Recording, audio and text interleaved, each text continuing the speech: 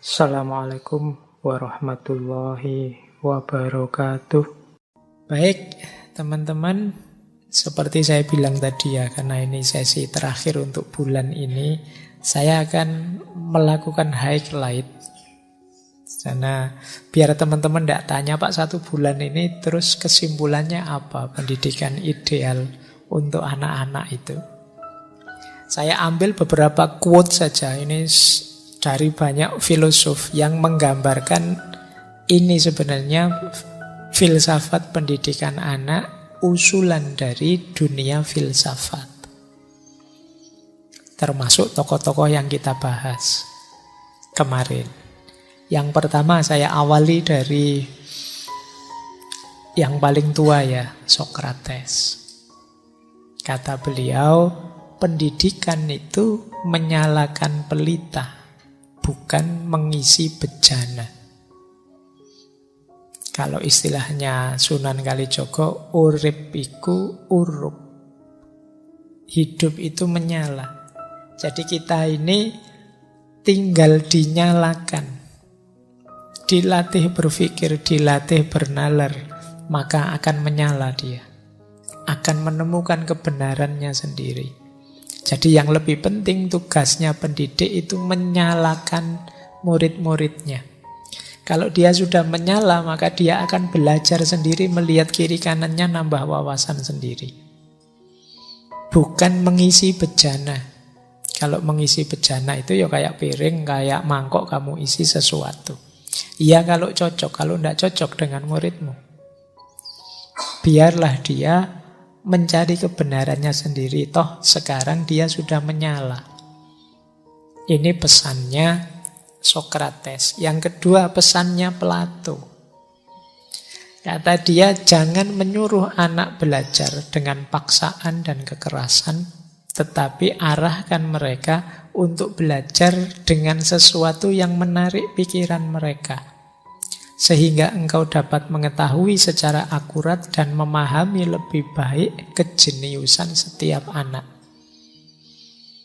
Sekarang kan banyak kita mengeluh saja, marah-marah saja pada anak-anak kita.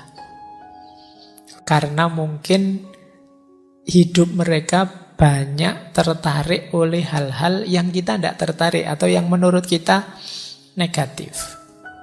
Kata Plato sebaliknya, ayo kita ajari mereka dengan media yang menarik perhatian mereka. Pak, anak saya itu Pak nonton TikTok terus. Ya sudah, ayo diajari dia lewat jalur TikTok. Anak saya itu main game terus. Ya sudah, ahli praktisi pendidikan yang pintar bikin game, bikinlah game yang membuat anak-anak belajar. Itu maunya Plato. Tapi Pak, biasanya game-game yang dibuat ahli pendidikan itu tidak menarik ya Pak. Iya, ya dibikin yang menarik, nanti kolaborasi lagi biar gamenya menarik. Adik-adik kita, anak-anak kita, entah dengan cara yang bagaimana. Itu dari Plato.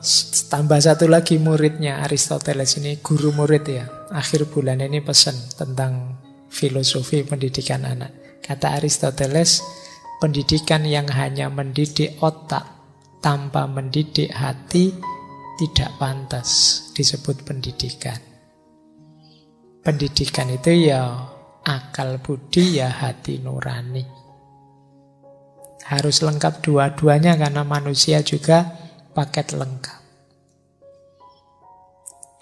Saya lanjutkan lagi, masih ada beberapa nanti terakhir tokoh-tokoh kita. Kalau ini C.S. Lewis, penulis. Kata beliau, pendidikan tanpa nilai kemanusiaan tampaknya hanya membentuk manusia jadi setan tapi pinter.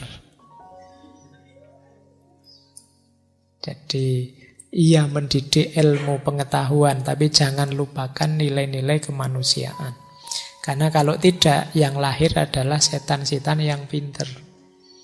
Kita belakangan kadang kaget, kadang kecewa, putus asa, kok ada manusia sejahat itu, kok ada manusia itu. Setani sampai putus asa, kehilangan pekerjaan. Ya, Karena apa? Sistem pendidikannya mungkin ada yang meleset. Sehingga banyak lahir setan yang pinter-pinter. Alasannya banyak. Padahal jelas salah, jelas dosa, jelas merusak, tapi ya bisa saja bikin alasan. Itu cirinya setan yang pinter. Ada lagi Margaret Mead, antropolog. Kata dia, anak-anak harus diajari bagaimana caranya berpikir.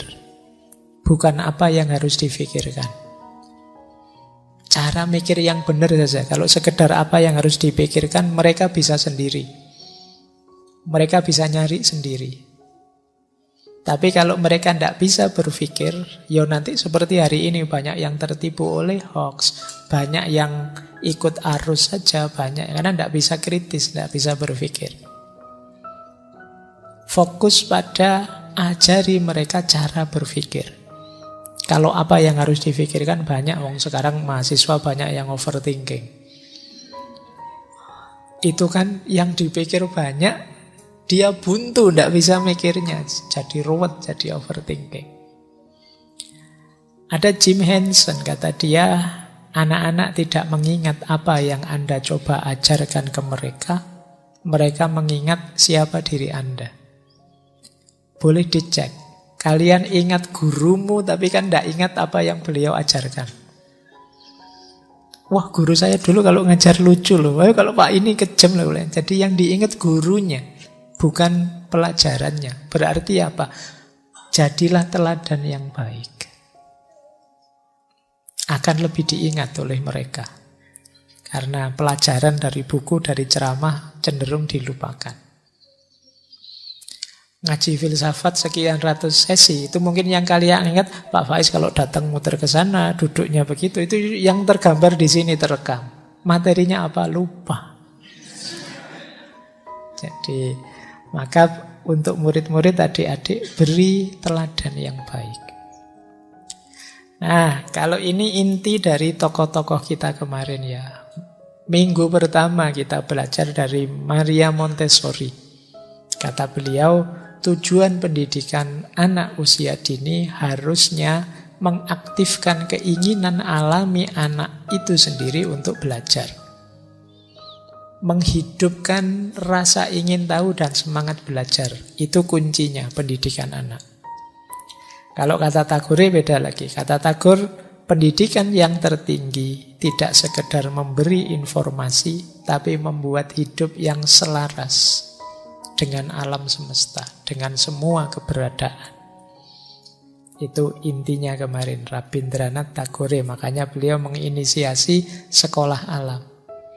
Minggu kemarin kita dibantu oleh Syekh Abdullah Nasih Ulwan tentang pendidikan agama.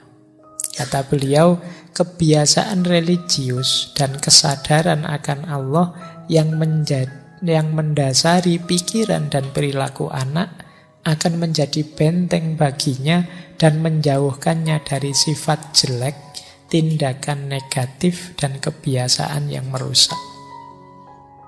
Ini gunanya pendidikan agama. Terakhir, ya Ki Hajar malam hari ini quote yang paling terkenal dari beliau. Setiap orang menjadi guru, setiap rumah menjadi sekolah. Maka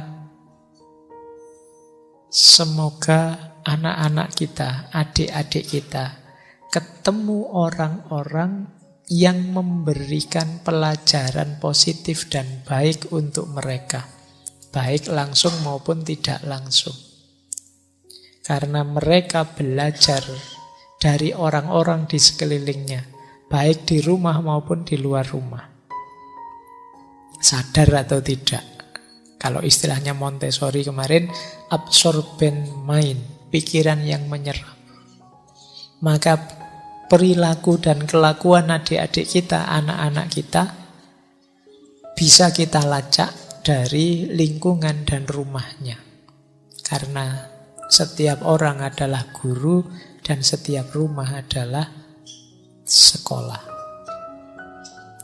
Baik ya teman-teman, itu menurut saya highlight-nya, khulasohnya, materi-materi tentang filosofi pendidikan anak.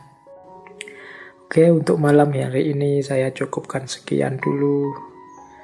Mohon maaf kalau ada yang kurang berkenan, mungkin 1-2 kekurangan apa, mohon dimaklumi. Kalau ada kekhilafan, kealpaan yang teman-teman ngerti benernya seperti apa, ya silahkan disampaikan.